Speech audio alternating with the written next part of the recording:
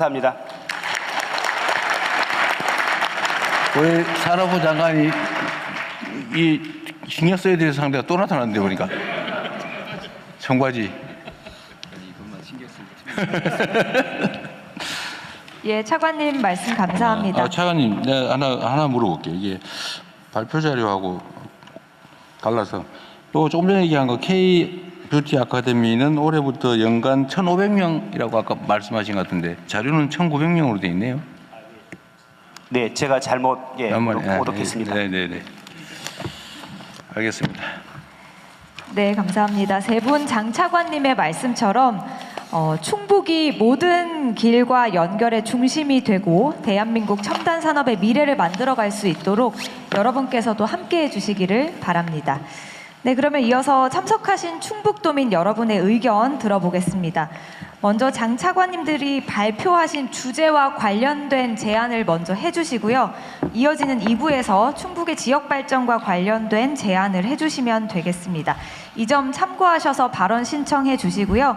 그리고 앞서 안내해 드렸지만 들어오실 때 입구에 그리고 앉으신 자리에 저희가 서면 제안서도 비치해 드렸습니다. QR코드 통해서 온라인으로도 의견 주실 수 있으니까요. 저희가 검토해서 답변 드릴 수 있도록 하니까 이 점 참고해 주시면 되겠습니다. 그리고 말씀 주실 때는 어디에서 오신 누구신지 간단한 자기소개도 함께 부탁드리겠습니다. 그러면 앉으신 자리에서 손을 들어주시기 바랍니다. 먼저 이 장 차관님들 발표와 관련된 의견 먼저 듣겠습니다. 저기 줄무늬 넥타이 하신 분께 마이크 전해드리겠습니다.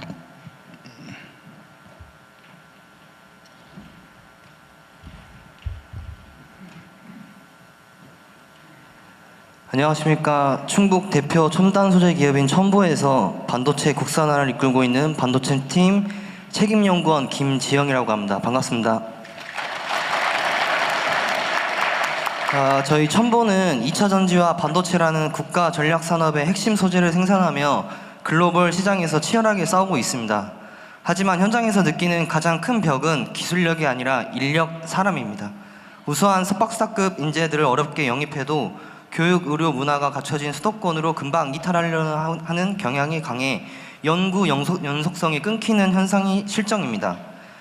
정부에서 추진하는 지방시대가 구호에 그치지 않으려면 단순히 공장을 짓는 보조금을 넘어 연구 인력들이 가족과 함께 정착할 수 있는 직주락, 복합 클러스터가 필요합니다. 충북 내 첨단 산업단지 인근에 정부 주도의 교육, 특히 제가 겪고 있는 어린이집, 유치원, 그 다음에 상급 종합병원 같은 파격적인 인프라 지원을 국가 전략 과제로 격상시켜 주시길 여쭙고 싶습니다. 이상입니다. 네. 네, 계속해서 의견 듣겠습니다. 여기 앞에 바로 제 앞에 계신 여성분께 마이크 전해드리겠습니다. 네, 안녕하십니까. 저는 오송의 첨단 청바지 기업 메타바이오메드 사장 오지수입니다. 반갑습니다. 청바지 기업이군요. 청년이 있고 바이오를 하고 있고 지역의 그 수출을 이끌어가고 있습니다.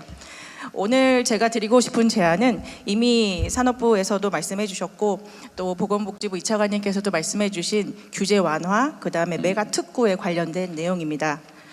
바이오 산업의 성공 사례라고 보면 보통 연구개발이나 글로벌 기업의 신약 기술, 개발 기술을 이전하는 모습을 많이 떠올리게 됩니다.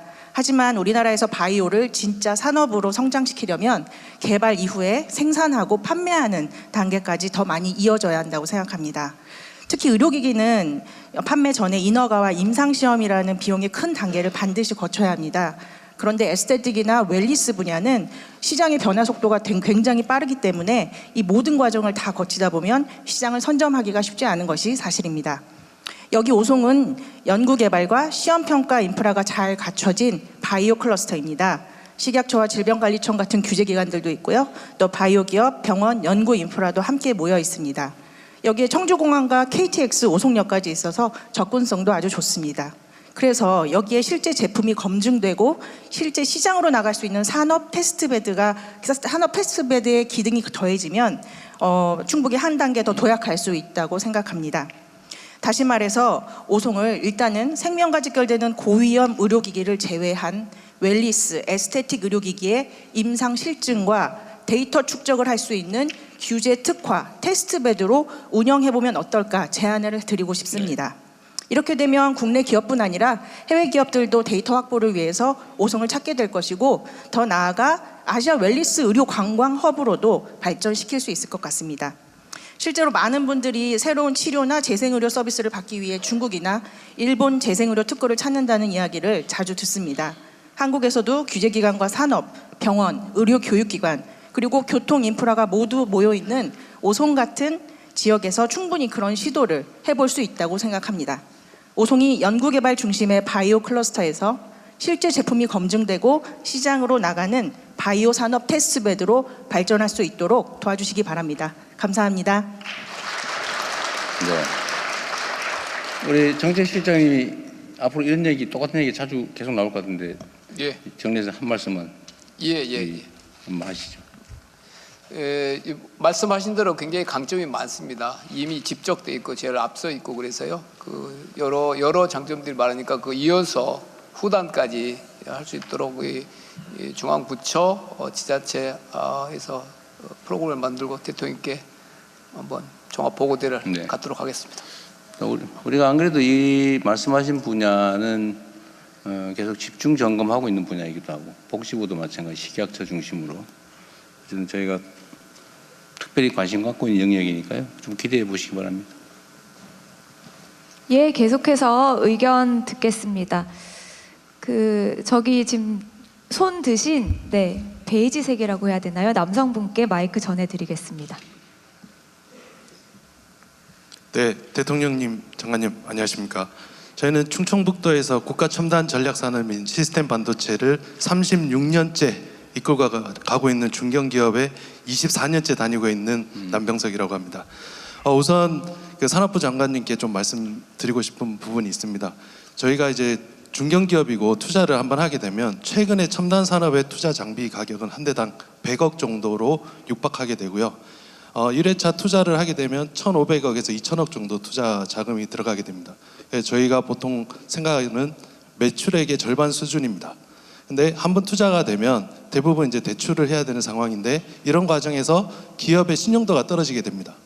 근데 대부분 지금까지 나온 지원 정책 부분은 금융위로 넘어가는 순간 기업의 신용도를 가지고 저금리 대출이나 이런 부분을 판단하게 됩니다.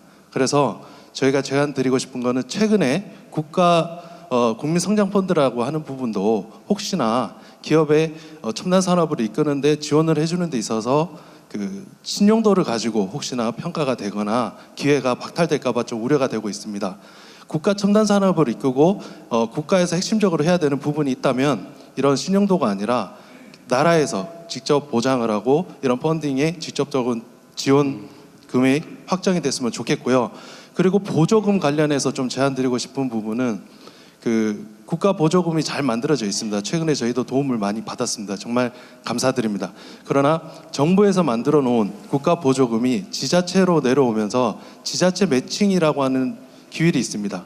근데 지자체가 예산 부족 또는 산업의 우선순위에서 벗어나는 경우 그 매칭률을 낮춰버립니다. 그러면 전체적으로 받을 수 있는 전체 금액보다 현저하게 적은 금액으로 지원을 받게 됩니다. 그래서 중견기업이 성장할 수 있도록 특히나 충북의 제조 중견기업이 성장할 수 있도록 지자체나 정부 기관에서 많은 도움을 주시기를 부탁드리고 저희가 충청북도 토종기업으로서 열심히 할 수 있게끔 많은 응원 부탁드리겠습니다. 감사합니다.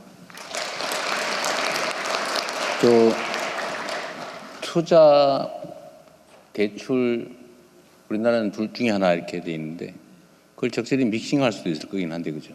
그 얘기도 잠깐만 해주시죠. 전에 우리 논의한 거기도 한데.